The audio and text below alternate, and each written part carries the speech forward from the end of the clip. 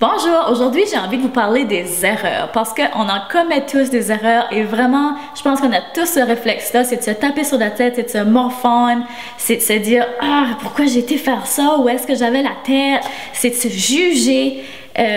Mais je pense qu'au fond, on devrait essayer de voir les erreurs comme quelque chose, pas de positif, mais comme l'occasion pour se rattraper. Parce que justement, si vous avez commis une erreur, c'est que c'est quelque chose que vous ne vouliez pas faire, que vous regrettez. Donc, au lieu de vous morfondre, qui va justement amener rien de positif, rien de productif dans votre vie, au lieu de faire ça, vous devriez essayer d'apprendre de cette erreur-là. Parce que souvent, on apprend beaucoup plus de ces erreurs qu'on apprend de ses victoires.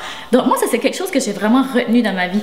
Puis, même si que des fois, je vais avoir tendance à regarder derrière moi et me dire « Wow, j'en ai fait des erreurs, où est-ce que j'avais la tête de faire ça? » Il y a tellement de choses, mais d'une autre façon, je me dis non, toutes ces petites choses-là m'ont appris quelque chose, puis ça a fait que je suis la personne que je suis aujourd'hui. Et je suis super reconnaissante, dans le fond, d'avoir fait ces erreurs-là maintenant aujourd'hui. Parce que si je les aurais pas fait, je ne serais pas la personne que je suis aujourd'hui. Donc, vraiment, faites confiance en la vie.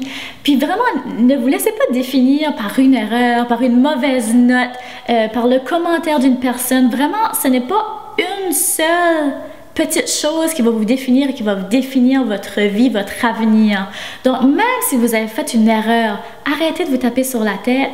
Au lieu, prenez ça et dites-vous, OK, qu'est-ce qui est la prochaine étape? Comment est-ce que je pourrais changer ça de bord? Comment est-ce que la prochaine fois, je pourrais essayer de faire mieux?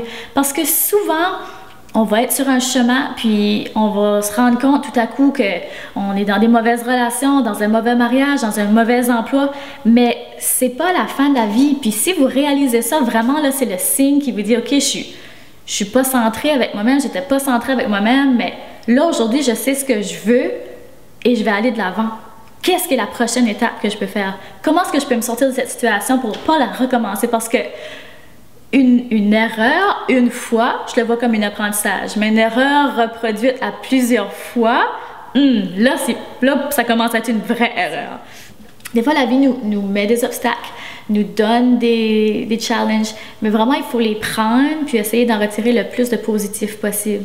Puis, souvent, ça me fait penser quand on demande aux gens qui sont plus vieux, on leur demande, OK, si tu pourrais donner un conseil à toi, plus jeune, qu'est-ce que tu dirais? Puis souvent, ils vont tous dire sous différentes formes, mais ils vont tous revenir à dire « relax, fais confiance à la vie, fais-toi confiance. C'est pas parce que tu as fait quelque chose de mal, tu as fait une erreur, que tu n'arriveras jamais à tes buts.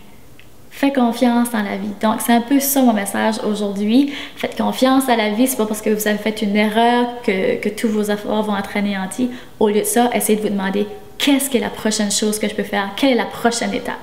Donc, un énorme merci de m'avoir écouté. J'espère que cette vidéo vous a vraiment aidé. Et si oui, bien n'hésitez pas à la partager. Bonne journée! Bye!